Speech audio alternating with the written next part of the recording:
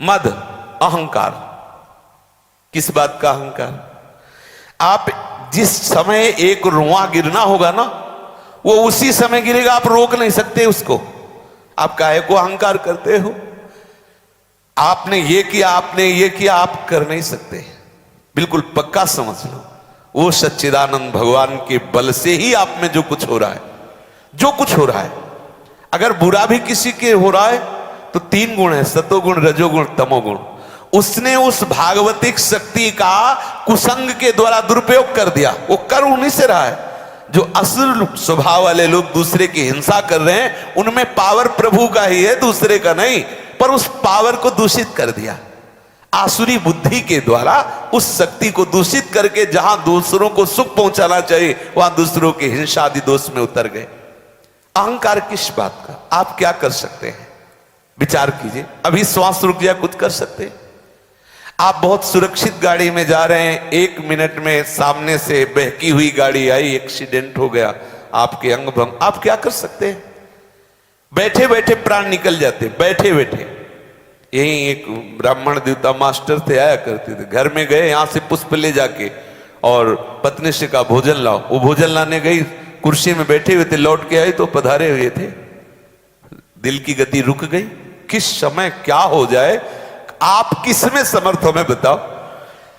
आप चाहो कि मेरे ये बाल सफेद ना हो क्योंकि काले से शोभा बनती, कोई तिथि तारीख किस दिन से सफेद होना शुरू हुई है पता चला आपको? नहीं। आप चाहते हो रोज बनाना पड़ता है, यार निकले ना तो अच्छा है, बनाने की झंझटे कर, लेकिन देखो कौन सी तारीख कब निकले है आपको सुधी नहीं। सब भागवतिक शक्ति के द्वारा हो रहा है।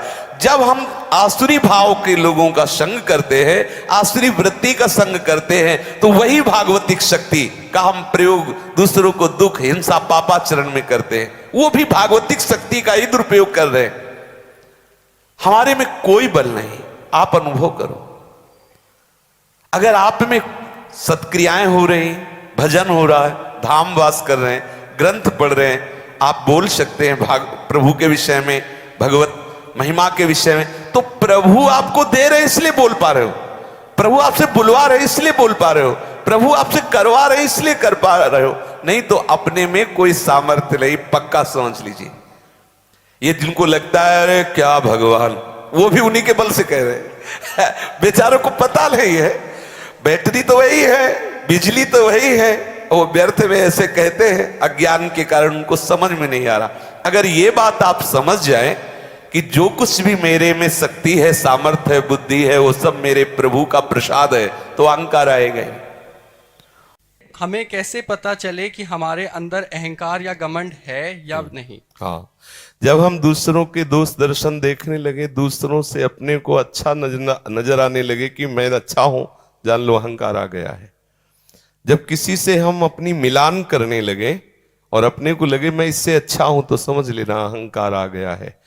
चाहे किसी वस्तु, व्यक्ति, स्थान को लेकर हो, या किसी सद्गुण को लेकर हो, या भजन को लेकर के हो, या किसी भी तरह। जब हम किसी से मिलान करने लगे और हमारी बुद्धि ये जांच कर ले कि ये तो हमसे नीचे है, मैं इससे श्रेष्ठ हूं, बस जहां किंचिन मात्र किसी पर दोष दर्शन हो, वहां गुणाभिमान है। बिना गुणाभिमान के दोष दर्शन हो ही नहीं सकता। जिस दिन गुणाभिमान नष्ट हो जाएगा, उस दिन सब में निर्दोष परब्रह्म की स्थिति का अनुभव होगा।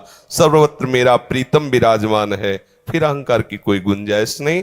जब तक किसी में तनिक भी दोष नजर आवे, अपने में तनिक भी गुण नजर आवे, तब तक अहंकार है। समझ पा रहे? कभी अहम मत करना ऐसा कि मैं जितेंद्रिय हूं, दैन्य रहना, क्योंकि अहम से किया कराया सब चौपट हो जाता है। बहुत बढ़िया है, सौभाग्य है, प्रभु की कृपा है जो आप ठीक ऐसे चल रहे हो, पर उसका अहम मत करना। प्रभु की कृपा से ही चला जा सकता है। अहम हो जाए तो बड़े बड़े ऋषि मुनियों को भी मुंह भरा गिनना पड़ा है। देवर्षि नारद जी जैसे महापुरुष को भी कि अब कितनी जल्दी ब्याह हो जाए, कितनी जल्दी हमें काम की पूर्ति हो, ऐसा हो गया बड़े बड़ों को। इसलिए कभी अहंकार नहीं कर। यदि हमें गर्म हवा नहीं छू रही तो प्रभु घेरे हुए हैं, उनकी कृपा से हम बचे हुए हैं। अगर हमें ये आ गया कि गर्म हवा का प्रभाव नहीं पड़ता तो ऐसे कर लेंगे तो लुढ़क जाओगे, कोई बल नहीं है। एक बार गरुड़ जी को लगा कि हम तो भगवान को लेके उड़ते हैं, और उन्होंने अब बल भी ऐसा है।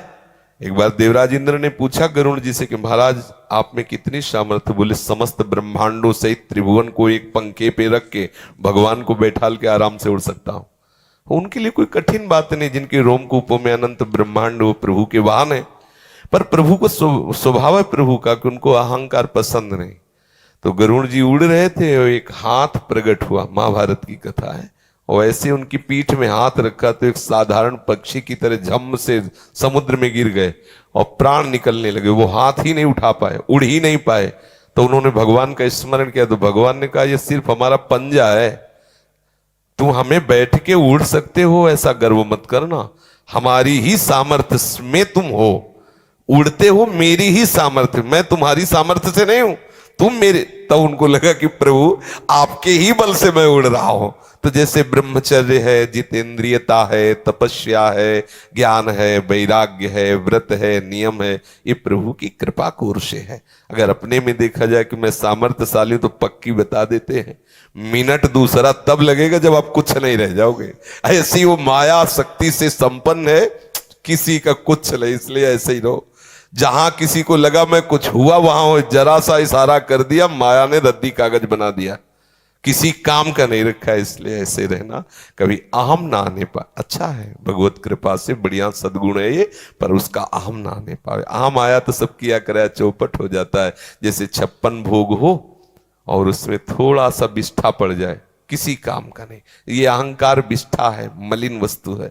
अगर किसी भी सत्क्रिया, अनुष्ठान, व्रत, नियम, तीर्थयाटन, दान, पुण्य, इसमें अहंकार आ जाए ना, सब गंदा हो गया। वो भगवान के योग्य नहीं रहता, वो भगवत प्राप्ति योग्य नहीं रहता। बहुत दैन्यता से जरा सा अहंकार हमारे परमार्थ के मार्ग को रोक देगा। जी।